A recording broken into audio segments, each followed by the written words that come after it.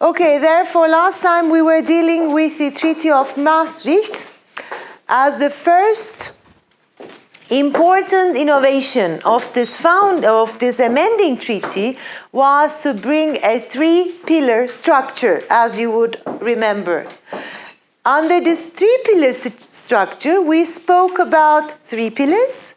The first pillar being, the communities pillar, which was a supranational pillar of the European Union. Therefore, the supranational institutions had more power in this pillar, right? Yes. What are the supranational institutions of the European Union?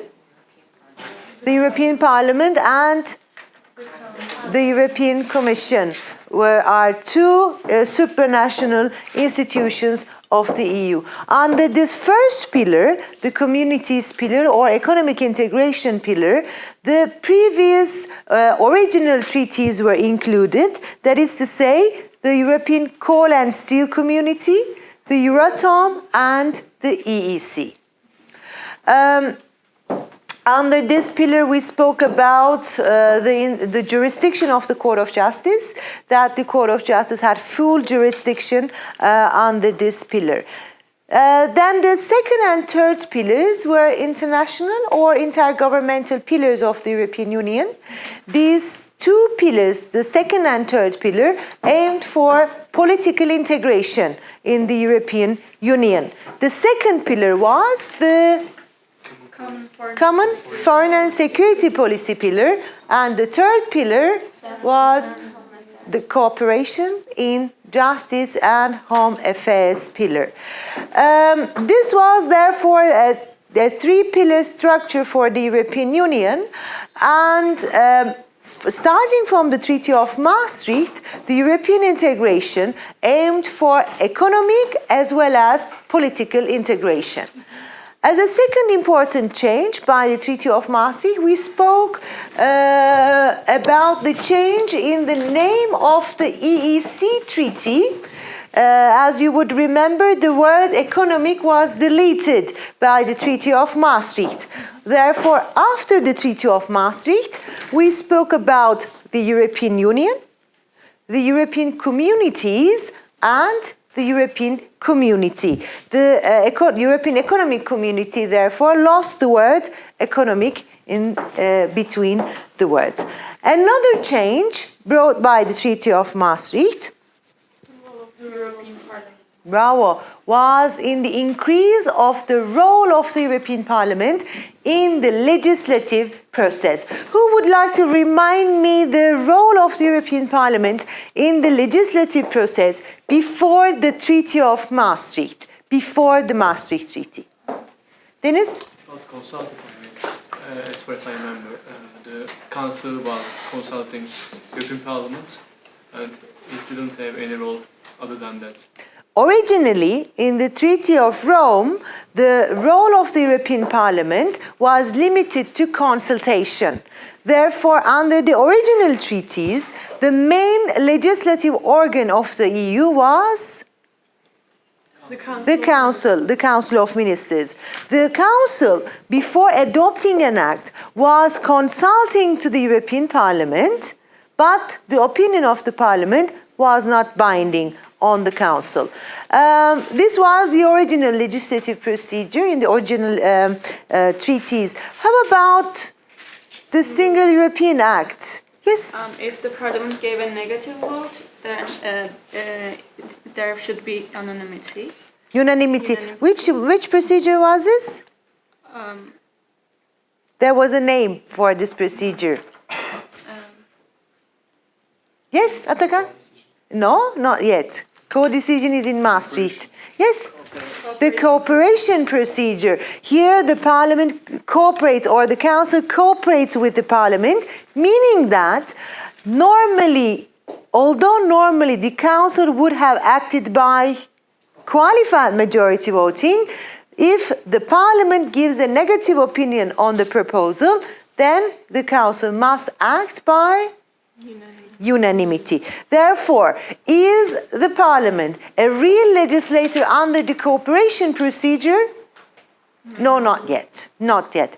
It does not. Yes, it has more powers in legislation, but it is not yet a legislative, a real legislative organ. Then the Treaty of Maastricht included one more legislative procedure. Attention, cooperation was accepted by a single European Act, but consultation survived. It is not like cooperation replaced consultation, okay? So consultation existed, cooperation existed, assent procedure existed, as you know, another procedure under the Single European Act. Now the Treaty of Maastricht included the co-decision procedure. In Turkish, ortak karar usulü. The Treaty of Lisbon, as the last treaty amendment of 2009, changed the name of the co-decision procedure to ordinary legislative procedure. In Turkish, Sıradan yasama. no. Olağan yasama usulü. Under the ordinary legislative procedure, is the parliament a real legislator? Yes. Yes, it decides with the council as a real legislator. Therefore, a proposal may only be adopted if both the council and the parliament give positive votes. One question for you. Why does the EU try to increase the role of the European Parliament in the legislative process? Yes, what's your name again? Sena. Sena. Yes, please, Sena. Because Parliament represents individuals and it makes it more democracy. Exactly. So the more the European Parliament has powers in legislation, the more they achieve Institutional balance. Bravo, institutional balance, democratic accountability. The less the European Parliament has powers, there is democratic deficit in the European Union. The next change is that European Ombudsman, the European Ombudsman, and the Committee of the Regions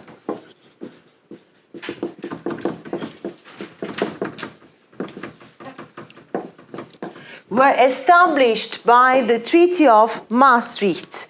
The European Ombudsman in Turkish, Avrupa Kamu Denetçisi or Avrupa Ombudsmanı, Committee of the Regions, Bölgeler Komitesi. We will be mentioning both of these institutions. The next change is that the European Court of Auditors, do you remember what it was? Avrupa Sayıştayı, was accepted as an EU institution by the Maastricht Treaty.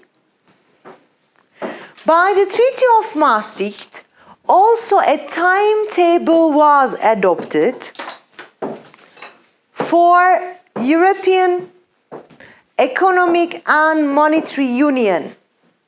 The European Central Bank and the system of European central banks were established,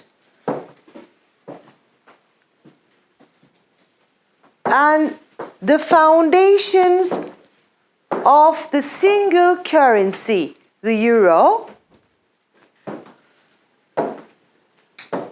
was introduced. And the last change I will be mentioning, please read the Treaty of Maastricht from your chapters as well, is the introduction of a new concept which is called the European citizenship. Therefore, a Treaty of Maastricht spoke for the first time in the EU about the new concept named as European citizenship. What would that mean, the European citizenship? Are there any EU citizens here in class at the moment? Yes, what is that then? Who are European citizens then, if we are not? Yes? The citizens of the countries that are in the EU. That are the Okay. members of the EU. Okay, the citizens of EU member states are also considered as EU citizens. Do you know which rights are provided by the Maastricht Treaty for these EU citizens? Any ideas? Yes? For example, they don't need to get visas when they are traveling. In the world? No, in between the EU states. Exactly. What is the basis for that? Do you know? Free movement. That is free movement, yes. We will be speaking about the foundations of free movement of people in the second half of the course, okay? Now I'm explaining you the institutional law of the European Union. I think it will be around the week 7. We start with the substantive law of the EU. There we will be speaking about free movement. Yes. Anything else? Yes, Deniz? They can have settlement status. I mean, they can live in one country if they want, and they can have rights. How do we say it for natural persons in English? Do we say settlement or we say Residence. residence? Residence. What else? Yes? What's your name again? Nehir. They have a right to vote for the European Parliament members. They have the right to vote for the elections of the European Parliament. Yes. And to stand as a candidate. Yes. Can they do it in another member state? Not in their country of origin, but in another member state? For example, a French citizen, can she vote in the elections of the European Parliament in Germany? No. Why not? They should. Of course. Yes, of course. This is European citizenship. What else? Please don't write at the moment. I will be explaining later. What do you think? Yes? They can work in the member states without getting working permission. Yes, the work permit. Okay, the Treaty of Maastricht provided for important rights for European citizens. The first right is the right to reside and to move freely. The right to reside, residence, reside, and move freely in the member states or within the territory of the member states. As I said, from the substantive law's point of view, we will be dealing with these rights later on. Therefore, now we will only mention what is brought by the Treaty of Maastricht. Secondly, they have the right to vote and to stand as a candidate in the elections of the European Parliament, as well as in the municipal elections in Turkish, municipal. Exactly, belediye. Municipal elections in the member states of their residence.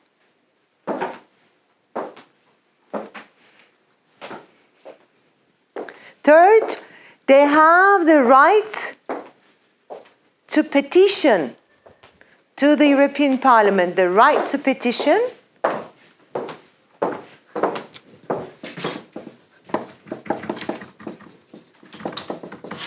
Right to petition in Turkish, dilekçe hakkı, to the European Parliament, and the right to complain to the European Ombudsman.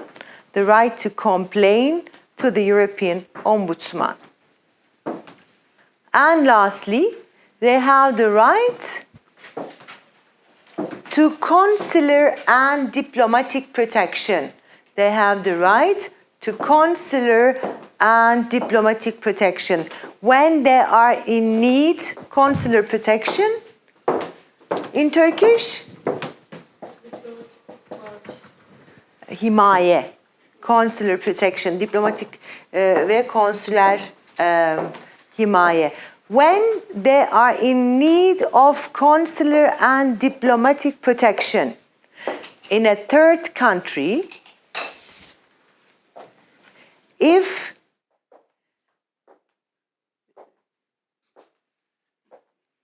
the consular or if there exists no consulate for their own country in that state, in that third state, they can ask for such protection from any consulate of any EU member state.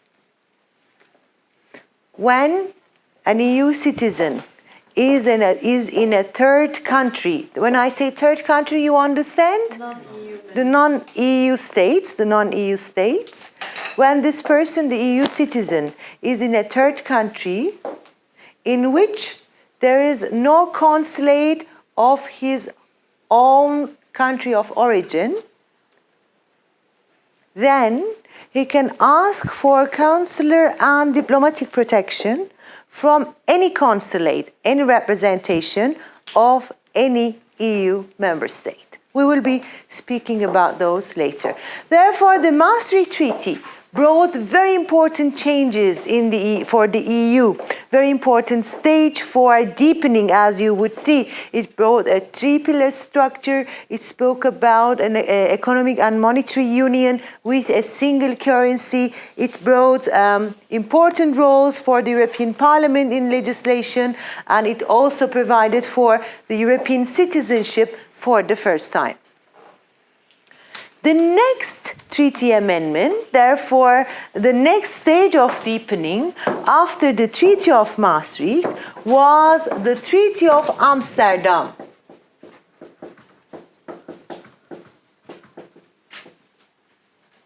Which was signed in 1997 and came into force in 1999.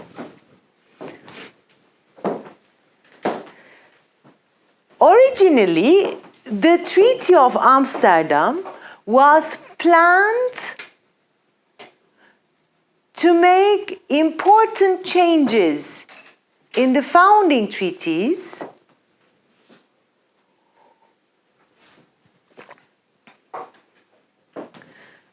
to prepare the EU for the next enlargement. To prepare the EU for the next enlargement. The next enlargement, the enlargement after the Treaty of Amsterdam, would you remember which one was that? Enlargement. It was 2004, and with 2007, it was the largest enlargement. It was the most problematic enlargement, not only because of the number of member states, but also because yes, there was no homogeneity between the states acceding to the European Union. Therefore, the Treaty of Amsterdam wanted to prepare the EU for this next enlargement, but it proved to be unsuccessful. The member states could not decide on the changes, on the major changes provided by the draft treaty. Therefore, the Treaty of Amsterdam mainly proved itself to be a treaty for consolidation rather than the extension of the powers of the European Union. It made certain changes like renumbering the treaty provisions, like simplification of the co-decision procedure,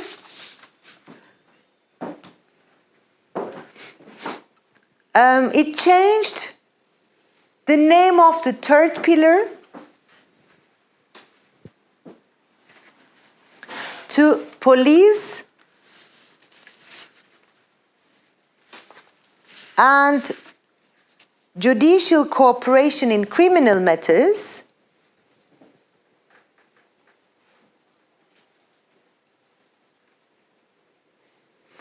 And it also made certain changes in the values of the European Union, or on the foundations of the European Union under Article 6. Since Treaty of Amsterdam proved itself to be an unsuccessful attempt, the member states had to make another treaty amendment not long after the Treaty of Amsterdam.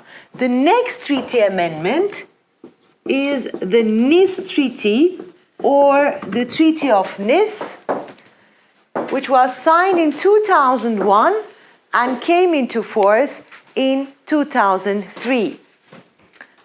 Nice, what is Nice? Yes, that is a city in France. Don't read it as nice, please. The name of the treaty is the Nice Treaty, all right? The Treaty of Nice mainly dealt with the leftovers of Amsterdam. It aimed to prepare the EU for the next enlargement, and it made certain important changes in the EU's structure. For instance, it changed the weighing of votes in the Council. Weighing of votes in Turkish. Okay, ağırlıklı oylar ya da oy ağırlıkları. I will be explaining this in very short when we speak about the Council of Ministers. But it would be sufficient at the moment if you know that before the Treaty of Lisbon, meaning before 2009, when the Council of Ministers, had to act by qualified majority, had to decide by qualified majority.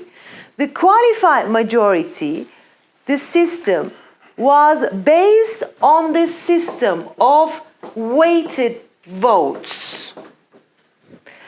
Therefore, how they would calculate qualified majority was based on the system of weighted votes, or the system of weighing of votes. Therefore, this was the main system before the Treaty of Lisbon to calculate the qualified majority. What would that mean? It means that according to the system of weighing of votes, every member state of the European Union had a certain number of votes. Say, for example, 17 votes according to its size and population. Therefore, it was not like every member state has one vote only.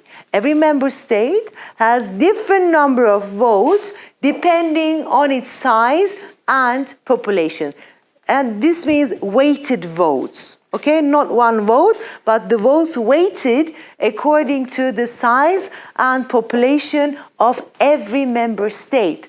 And can you imagine, when the EU, or whenever the EU was enlarging, this calculation had to be made for the member states, for the newcomers, and for the whole European Union.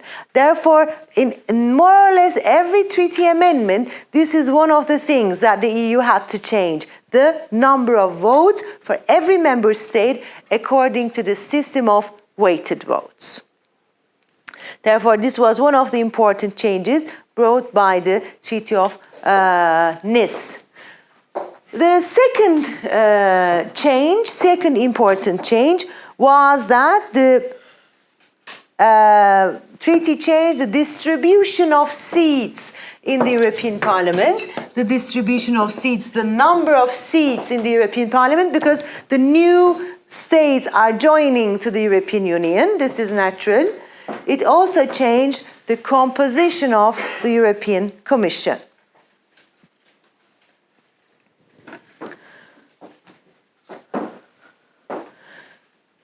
It also established judicial panels. It changed the judicial organization, the court system of the EU to an extent. As you would remember, until the Treaty of Nice, there was Court of Justice as the oldest court in the EU, and secondly, First instance. the European Court of First Instance. The Treaty of Nice, therefore, included the fundamentals for the establishment of judicial panels in the EU. Judicial panels are today known as specialized courts. In Turkish, uzmanlık mahkemeleri. Based on the Treaty of Nice, the first and only specialized court was the European Civil Service Tribunal. The European Civil Service Tribunal in Turkish.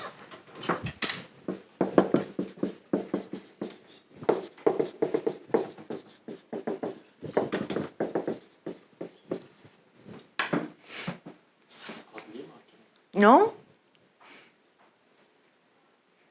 Avrupa Kamu Hizmeti Mahkemesi veya Personel Mahkemesi diyenler de var. But then this tribunal was abolished, as you will be seeing. The Treaty of Nice also provided a declaration. The amending treaties may provide annexes, attachments, declarations, and protocols, okay?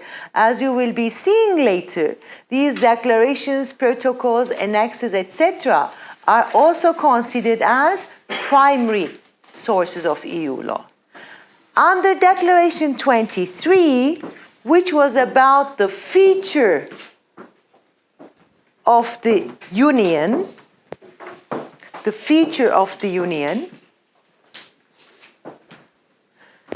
it was provided that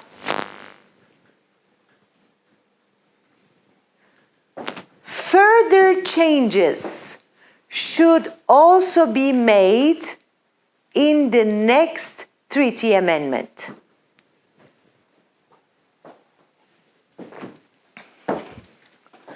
And the declaration mainly provided or identified 4 issues, meaning in these 4 issues, further change should be made by the next treaty amendment. The first one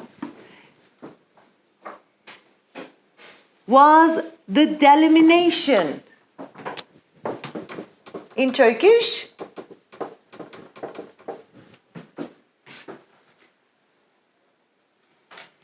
division of competences, competence,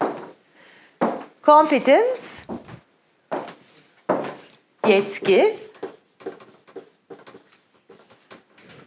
between the EU, division, delimitation of competences between the EU and the member states.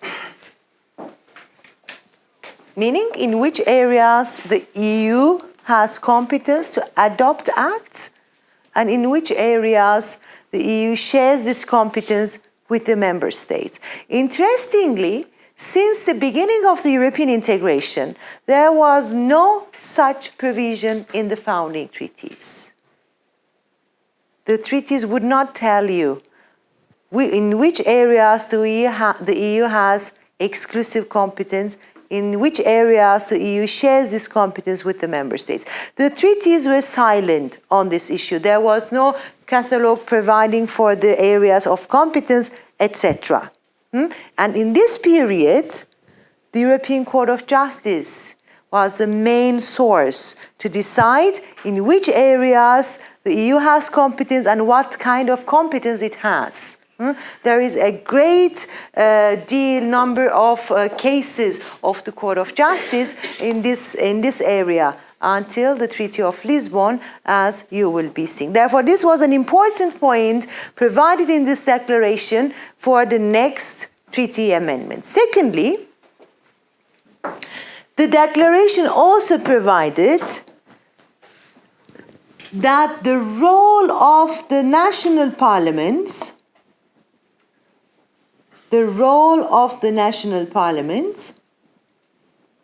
must be clarified. Thirdly, the treaties must be simplified. And fourthly, the status of the Charter of Fundamental Rights of the EU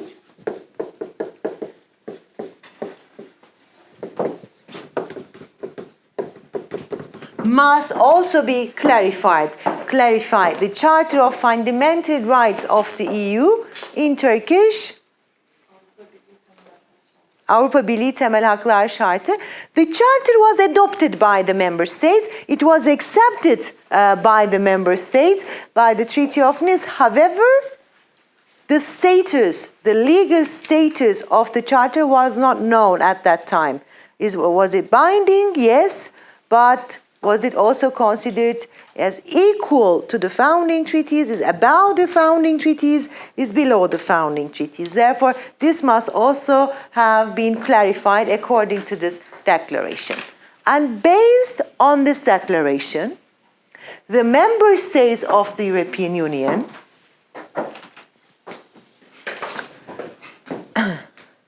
came together in the Laeken European Council in 2001.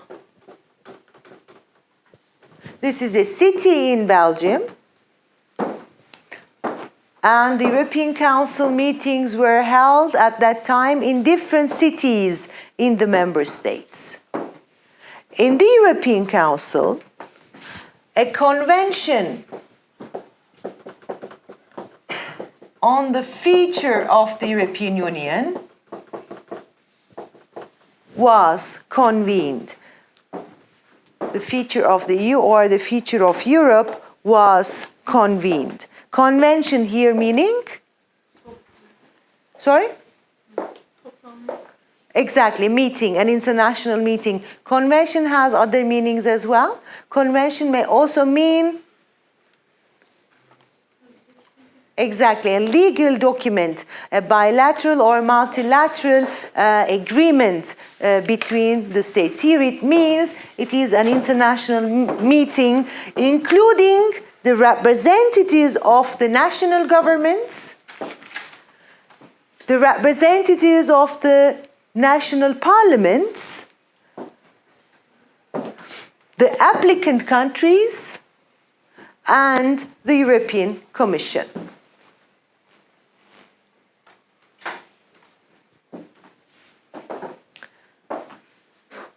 The convention met in 2002 and 2003. And in 2003, it prepared a draft constitutional treaty. A draft constitutional treaty. In Turkish,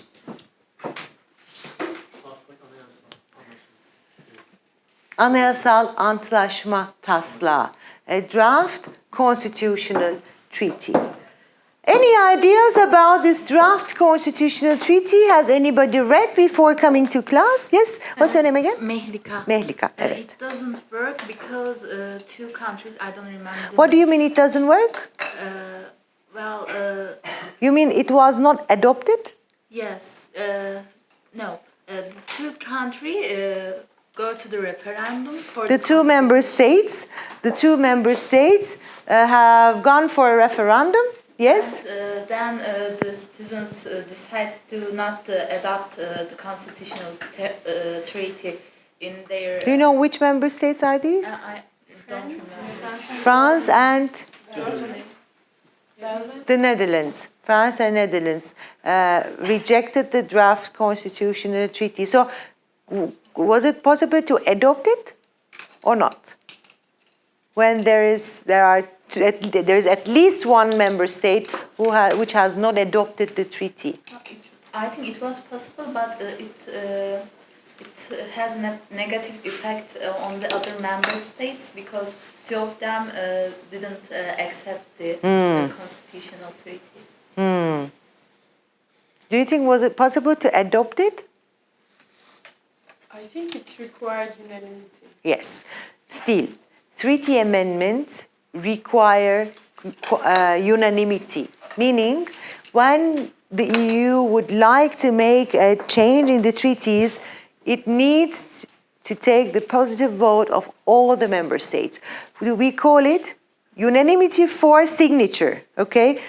Meaning 28 member states today have to sign the amending treaty. Is that sufficient? Is this enough? Ratification, we need. We also need ratification. We spoke about that before. Signature, we better say conclusion of a treaty, signature of a treaty. In Turkish, conclusion? No, we don't say it, do we? How do you say it in Turkish? When we conclude an agreement, a treaty? No? No? No? Well, yes, but we don't say it, do we? How do we say? İmza. Okay? Yes. That would be conclusion in English. So they signed the treaty, but they have to sign a treaty, and then that is not enough. Then they have to ratify it in Turkish. Okay, so the next question is that, is there a common or a uniform way of ratifying the amending treaties in the EU? No. So every member state requires to fulfill the requirements of its own constitution or its own law. Therefore, it depends on every member state how to ratify an amending treaty. In the Netherlands and in France, therefore, it required, yes, signature, but then as a way of ratifying it, referendum, therefore, they took it to referendum and asked to the citizens of those member states. Since in those referendums, the draft was rejected, it was not possible to adopt it for the other EU member states. Okay? And then what happened? Yes? I read in the book that other member states postponed the ratification. Yes, certain member states waited for the result of the referendums in the Netherlands and in France because they wanted to see if it would be it would have been rejected. Then there is no need to make or to fulfill the procedure in others. Therefore, yes. But then what happened? Reflection process. Let's think it through again. I think. So they started thinking it through. What shall we do? Do you know why it was rejected? Certain important reasons that you might think you might have read. Yes? Because they thought that it make European Union more governmental system. Why?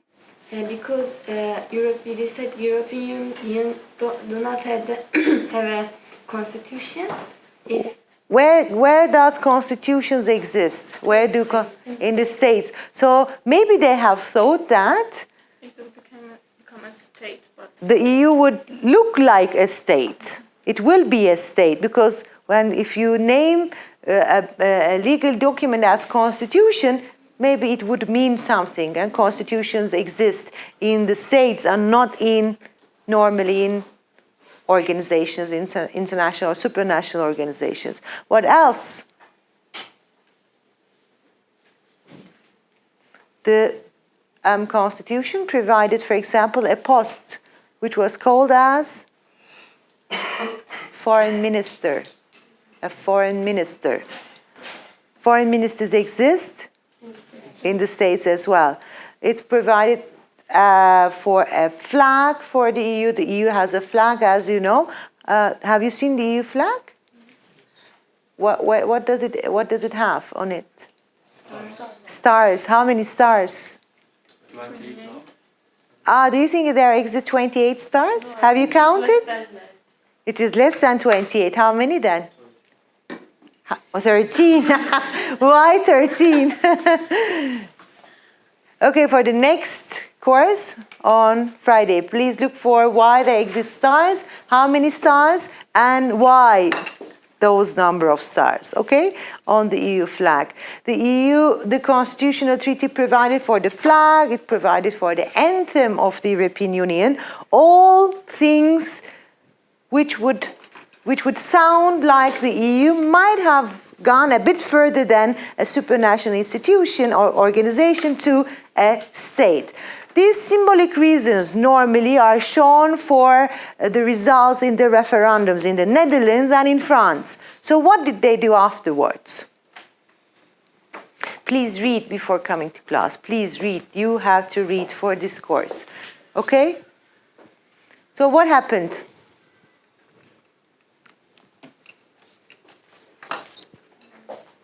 After this reflection period, they've thought, and then, yes? It didn't become law, but as I read in the Lisbon Treaty, they changed the name, like they didn't say constitution or they didn't say minister, they changed the names, I don't remember which one. And then, I mean, it was heavily based on the constitutional treaty, the names were changed and Lisbon Treaty was accepted. You say therefore they just changed certain names, but then they kept the substantive norms as provided under the constitutional treaty. Yes, we will come. Yes, Deniz? I mean, in this treaty they brought the treaty on the functioning of the European Union as well. I mean, after this failure. Is this a new treaty, Deniz? The treaty on the functioning of the EU? Yes. It is a new treaty? No, not new treaty, it's amended treaty. So it's this source actually. Okay, anyways, I will explain, all right? So, and they changed the name of foreign ministers into High Representative of the European Union, as far as I remember. Because, as we said, the name of foreign ministers is not compatible with the European Union itself, because it will seem more like a state. Okay. But the next thing they've done, therefore, is another treaty amendment. And this time, the name of the treaty was not a constitutional treaty, but instead the Lisbon Treaty. The Lisbon Treaty, which reminds us the previous amending treaties, the Treaty of Lisbon, like Treaty of Nice, like Treaty of Amsterdam, like Treaty of Maastricht. Okay? The Treaty of Lisbon or the Reform Treaty. Reform Treaty, it is also known as the Reform Treaty. We will be speaking about that in the next hour. All right?